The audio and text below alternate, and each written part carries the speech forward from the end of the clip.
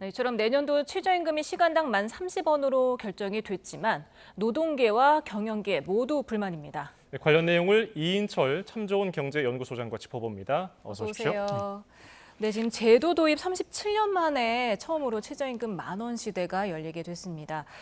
인상률은 또 두 번째로 낮았는데 어떤 의미가 있을까요? 그렇습니다. 이제 최저임금 시대 내년 10,000원 시대가 열렸습니다. 말씀하셨던 것처럼 이제 최저임금이라는 게 1988년 노동자들의 생계비는 적어도 보장돼야 되는 게 아니냐라는 취지로 도입이 됐습니다. 1988년 최저임금 얼마였을까요? 시간당 400원이었어요. 예. 근데 당시 물가 감안하면 나쁘지 않은 선에서 출발했는데 2014년 5,000원으로 올라섰고요. 지금 10여 년 만에 10,000원입니다. 말씀하셨던 것처럼 37년 만에 10,000원 시대를 열고 있는데 크게 저는 세 가지를 주목했어요. 이게 인상률을 보게 되면 1.7%, 올해 시간당 9,860원보다 170원 올랐습니다. 10,030원. 월급으로 환산하게 되면 209만 6,000원 정도를 받게 됩니다. 예. 그런데 인상폭 1.7%는 역대 두 번째로 낮다라는 겁니다. 지난 2021년에 1.5% 인상한 이후에 두 번째로 낮은 인상률이어서 올해 물가 상승률이 2.6%인데 이거보다도 더 낮은 인상률입니다. 예. 또 하나, 이번 최저임금 누가 결정했느냐? 결국에는 정부 측 인사, 중재 요원들이 결정을 하거든요. 이게 매번 반복되고 있어요. 최저임금위원회는 노, 사, 정, 대표 각각 9명씩 총 27명이 논의를 해야 되는데 이번에도 민주노총 소속 이제 근로자위원은 4명이 이탈했습니다. 방을 나갔기 때문에 23명 만에 이제 대표로들이 이제 표결로 인해서 이루어졌는데 결국 중재위원들이 누구 편을 들었느냐? 노동자 편을 든 게 아니라 경영계 편을 들다 보니 인상률이 1.7%.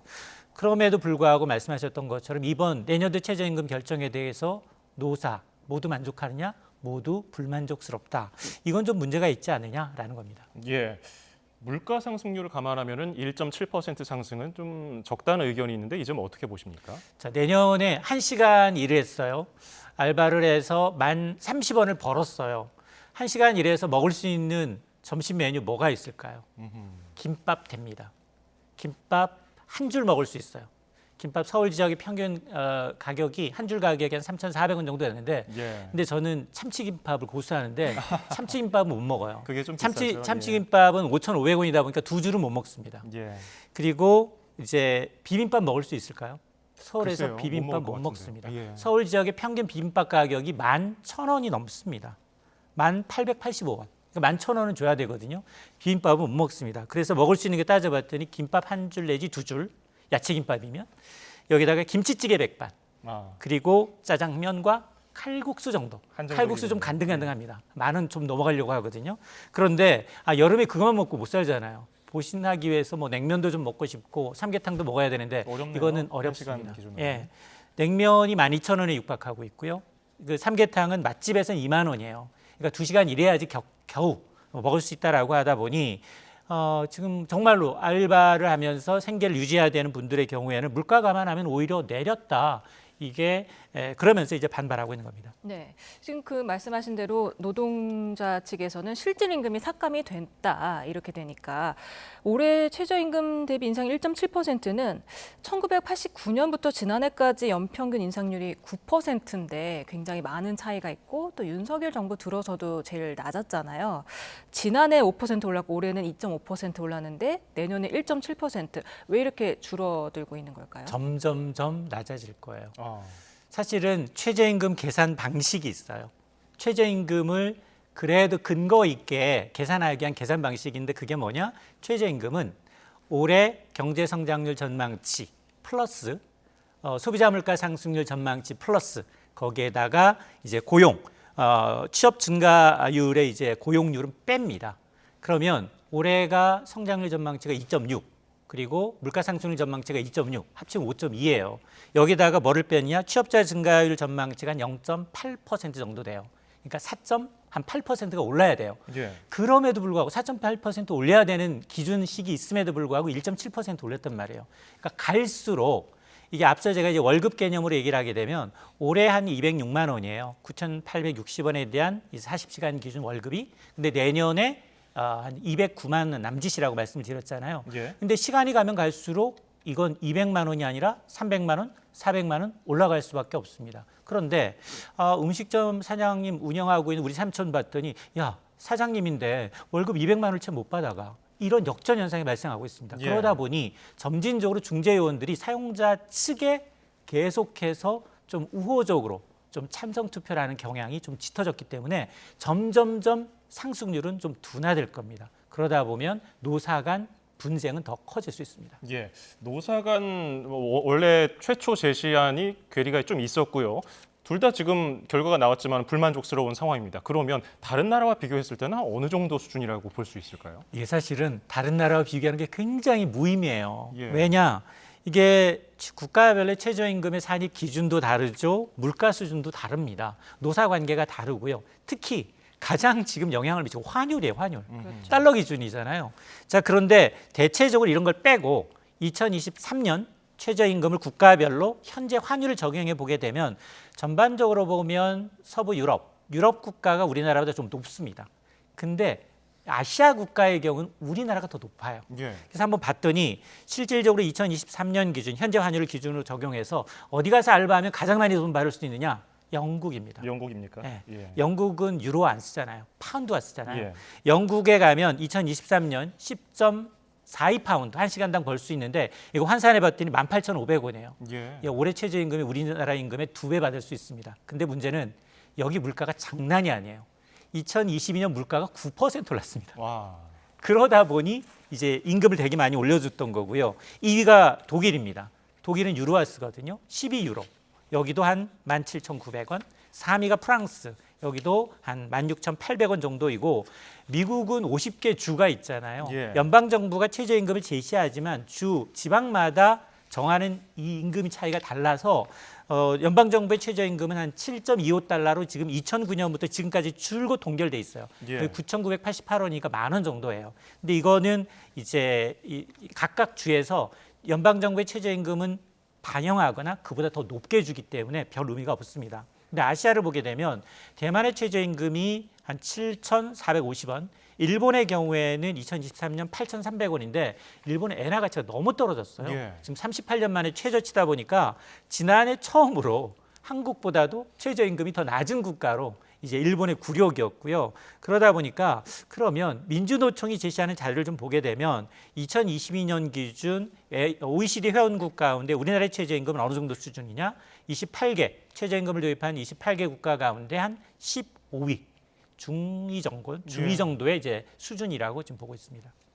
그런가 하면 한국경영자총협회에서는 또 중위임금을 또 비교를 하면서 우리가 낮은 게 아니다 이렇게 또 반박을 하더라고요. 맞습니다. 이제 중위 임금과 평균 임금의 차이인데요. 중위는 시간당 최저임금 가장 많이 받는 근로자와 최저로 받는 근로자 사이의 정확하게 중간 지점을 중위고 평균은 다 합산해서 나눈 거예요. 전체 인구로. 그러다 보니 중위 임금을 다입하게 되면 60%가 더 넘는다는 거거든요. 예. 그러다 보니까 우리가 결코 다른 국가에 비해서 적지 않다라는 게 이제 경영계의 논리입니다. 지금 이렇게 계속 해마다 똑같은 장면이 반복되는 것 같은데 힘겨루기가 좀 해소되려면은 체계를 바꿔야 된다. 이런 결정 체계를 바꿔야 된다는 목소리가 있는데 이 점은 어떻게 보고 계십니까? 맞습니다. 저도 이제 계속해서 이제 같은 얘기를 반복하고 있는데요. 사실은 이거는 알바하고 있는 대학생 자녀의 편을 들 것인가 아니면 정말로 하루 종일 식당에 나가서 일하시는 부모님 편을 들 것인가예요. 어느 편을 드시겠습니까? 어렵군요. 맞습니다. 이건 양자택일의 문제가 아니에요. 예. 그럼에도 불구하고 지금 을과 을의 대결로 가고 있다는 말입니다. 계속해서 그 노사정이라는 대화체가 있지만 실질적인 이제 이 결정은 정부 측 중재위원이 하고 있다라는 겁니다. 그런데도 노사정 모두 이제 불만이다 보니 이걸 이제 앞으로 최저임금을 오를 수밖에 없습니다. 그렇다고 제로로 가지는 않잖아요. 예. 낮더라도 1%면 월급으로 기준으로 하면 지금 내년 209만 원이니 210, 200, 300 넘어갈 거예요. 그런데 지금 정말로 어려운 5인 이하 사업장 나홀로 하시는 분들은 이걸 감내할 만한 여력이 안 됩니다. 자, 그러다 보니 저는 이걸 좀 복지 차원에서 좀 접근하는 게 낫지 않느냐라는 생각을 하고 있는데요. 왜냐하면 우리도 지금 일자리 안정자금이나 근로장려금 제도처럼 최저임금을 지원하는 제도가 있거든요. 예. 그러니까 더 이상 이게 뭐 200만 원, 300만 원 간다고 해서 전부 다 경영주나 이제 소상공인한테 덤터기를 씌우는 게 아니라 우리가 갖고 있는 정말로 소득 양극화를 해소하기 위해서 취약계층을 돕기 위한 영세소상공인을 지원하기 위한 제도들이 있으니 이걸 확대 발전시켜서 더 이상 최저임금 제도가 을과 을의 대결로 좀 비화되지 않도록 이제 좀 복지 차원에서 접근할 필요가 저는 있다고 봅니다. 네, 지금 말씀하신 대로 어느 한쪽 편을 들기도 참 애매한 게 소상공인은 나름대로 또 나홀로 경영을 해야 된다. 워낙 인건비 상승이 부담이 되니까. 그러다 보면 또 일자리도 줄어들 것이고 맞습니다. 또 물가 상승에도 영향을 미칠 것이고 여러 가지를 다 생각해야 되잖아요. 저는 거기서 경영자 측면에서 보면 한 가지 간과하고 있는 게 있어요. 정말로 5인 이하 정말 인건비 때문에 자동화 기계를 들인다든가 가족 인력을 하시는 분들 어려워서 그런 거예요. 그러나 프랜차이즈 극장, 프랜차이즈 커피숍, 프랜차이즈 서점 여기는 수천 명의 인력들이 있어요. 근데 여기는 이 최저임금을 주고 있거든요. 거의 비슷한 수준으로. 예. 그러니까 대기업임에도 불구하고 중소상공인들의 최저임금을 좀 빌미로 해서 굉장히 임금을 낮게 책정하고 있단 말이에요. 그러다 보니까 저는 경영계 주장, 물론 뭐 일자리를 없앨 수 있습니다. 없앨 수 있음에도 불구하고 그들의 이제 직원 똑같은 일을 하잖아요. 똑같은 일을 하지만 이제 아르바이트생이라는 이유로 단기 일자리라는 이유로 굉장히 쪼개기를 해요. 15시간 일하게 되면 주 한 번 정도 8시간 주휴수당을 줘야 되는데 한 14시간으로 막 꼼수를 한다든가 예. 이런 것들이 있기 때문에 저는 이 대기업 계열의 어떤 이제 유통 계열 쪽 특히나 굉장히 많은 이제 단기 일자리를 이제 차지하는 부분이 있는데 여기도 과연 최저임금 수준으로 줘야 되나? 저는 이 부분에 대해서는 의문을 제기하고 싶습니다. 예. 경영계에서는 뭐 그런 부분도 있지만은 업종별로 다 상황이 다르기 때문에 차등 적용해야 된다는 얘기 올해도 역시 나왔거든요. 이 부분은 왜 이렇게 해결이 안 됩니까? 최저임금법상 사실은 1988년부터 업종별 이제 최저임금 구분해서 정할 수 있도록 법은 허락을 하고 있어요. 예. 그래서 첫해 1988년에 유일하게 정말 해봤어요. 해봤는데 그 이듬해부터 계속해서 일괄적으로 모두 다 똑같은 업종이 적용을 하고 있습니다. 근데 올해도 사실은 경영계는 3가지 업종만 좀 유일하게 좀 최저임금을 달리 적용하자라는 거였거든요. 음식점업, 예. 택시 운송업, 편의점업은 힘들다. 라는 거였습니다. 이게 왜냐하면 업종이나 지역에 따라서 고용 여건이나 고용주의 지불 능력이 다 다르고 현지 물가가 다 다르기 때문에 똑같이 적용하는 것은 현실에 맞지 않다라는 주장이었거든요. 그럼에도 불구하고 노동계의 입장은 뭐냐? 야, 그렇게 되면 그 업종에 누가 과연 취업을 하려고 하겠느냐? 아하. 최저임금의 취지에 부합하지 않을 뿐만 아니라 낙인 효과가 발생한다라는 겁니다. 그래서 그렇다고 해서 최저임금을 구분 적용한다고 해서 경력난이 해소될 거냐? 그건 또 아니라는 얘기입니다. 예. 그러다 보니 이런 저임금, 장시간 노동에 이제 노출된 사람들이 주로 보면 여성 근로자들 그리고 청소년들 그리고 이제 장애인이라든가 이런 이제 굉장히 사회적 취약자들이 이런 업종으로 내몰릴 수밖에 없기 때문에 그렇게 되면 업종별로 차등화된다면 삶이 더 피폐해질 수 있기 때문에 반대한다라는 논리입니다. 네, 뭐 우리 사회에 사실상 최저임금의 영향을 받지 않는 사람은 거의 없겠지만 그래도 가장 직접적으로 받는 노동자 얼마나 됩니까? 한 300만 명 정도로 지금 추산이 되고 있어요. 지금 통계청의 경제활동인구 부가조사를 좀 보게 되면 한 300만 명 정도로 이제 추산을 되고 있는데 예. 문제는 이제 최저임금 수준이 계속 올라간다. 상승률은 굉장히 둔화되고 있지만 올라가다 보니 최저임금을 준수하지 못하는 업종들이 많다는 겁니다. 앞서 제가 이제 물론 이건 경총의 자료이기 때문에 다 액면 100% 믿을 자료는 아닙니다만 그럼에도 불구하고 지금 지난해 기준 최저임금을 받지 못하는 근로자 수를 보면 전체 근로자의 한 14% 정도, 7명 가운데 1명 정도는 지금 최저임금을 받지 못하고 있는데 특히 어떤 업종이 몰려 있느냐? 농림업업종. 아하. 여기는 굉장히 일자리 구하기도 힘들고 그리고 대부분 외국인 근로자들이 많이 가서 하라고 있잖아요. 예, 예. 여기는 40%가 넘어요. 그리고 숙박 음식점업도 37% 정도는 지금 현재도 이제 최저임금을 맞추지 못하고 있다라는 거거든요. 자, 그러다 보니 이제 계속해서 경영계에서는 이제 이런 업종별 차등화를 이제 주장하는 배경이 되고 있습니다. 예. 다음 주제 살펴보겠습니다. 미국의 6월 소비자 물가 지수, 파월 연준 의장이 굉장히 또 이거를 주목하고 있었는데 3% 기록했습니다. 목표치 2%를 향하고 있다는 뭐 신호라고도 해석이 되는데 어떻게 충분히 파월이 만족할 만한 자료입니까?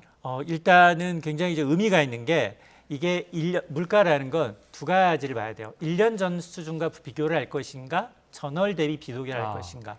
1년 전과 비교하면 3%지만 6월의 CPI가 한 달 전과 비교하게 되면 마이너스 0.1% 하락했다는 겁니다. 예. 즉 미국에서 물가 전월 대비 하락한 건 4년 만이에요. 자, 그러다 보니 9월에 기준금리 인하하겠네? 이런 기대감이 커지는 거고 예. 그리고 제롬 파월 의장은 지금 연준 의장으로서 의무가 있어요. 상반기, 하반기 의회에 나가서 물가 관련한 증언을 해야 합니다. 예. 근데 그 자리에서 올해는 뭐라고 얘기했느냐?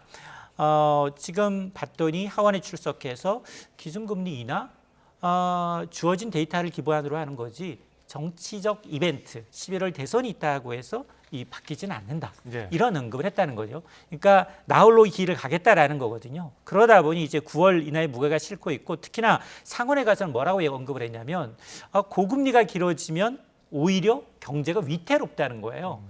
굉장히 순해졌거든요. 그동안 물가가 2%로 내려간다는 확신이 들 때까지는 절대 금리 인하하지 않겠다라는 선에서 굉장히 매파성 성향이 짙었는데 비둘기파적으로 온순하게 바뀌었단 말이에요. 그러다 보니 이게 무슨 얘기냐? 경제가 고금리가 올해가 유지되면 경제가 위태롭다. 물가는 점진적으로 연준의 목표치 2%에 서서히 다가가고 있는데 물가만 신경 썼더니 고용이 좀 불안하다는 겁니다. 지난달 미국의 실업률이 4.1%, 5월에 비해서 0.1% 뛰었는데 이게 지금 2년 반 만에 최고치고요. 그동안은 일자리가 계속 늘어왔어요. 서비스업 일자리가 계속 늘어왔거든요. 위드 코로나 전환되면서 서비스업 일자리가 늘어나서 월 평균 한 22만여 개 이상 일자리가 늘었는데 지난달에는 20만 6천 개 그쳤어요. 예. 그러다 보니까 연준이 그동안 가장 고민했던 부분이 뭐냐? 일자리가 계속 이렇게 늘고 임금이 오르게 되면 그게 다시 물가 상승의 요인이 될 수 있다. 이걸 경계했었는데 오히려 지금 반대인 거예요.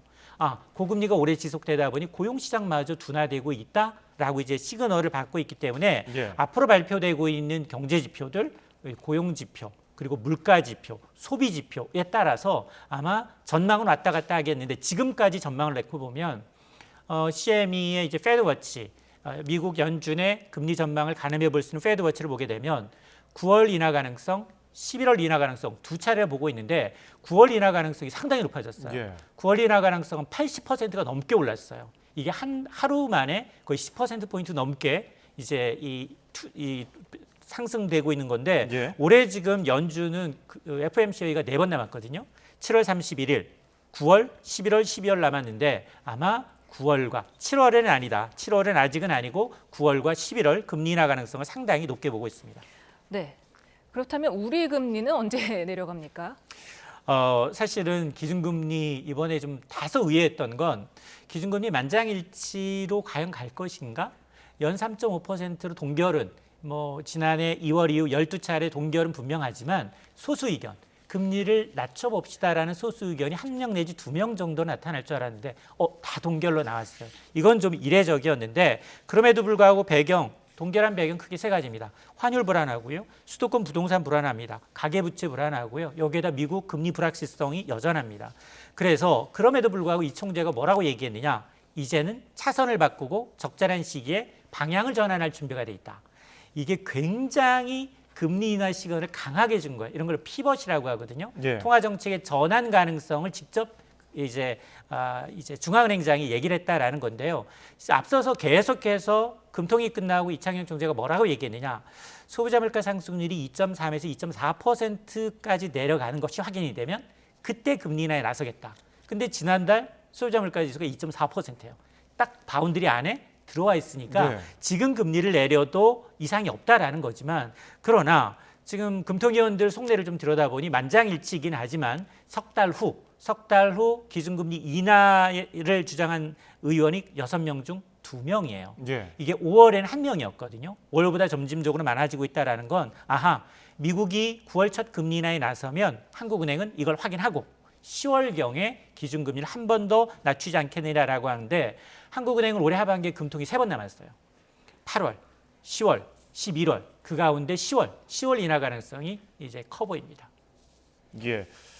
자, 그러면은 지금 이창용 총재가 차선을 바꾸고 방향을 바꿀 준비를 하고 있다. 아까 말씀하신 피봇 얘기를 하는 건데 우리나라 10월에 기준금리 인하합니까?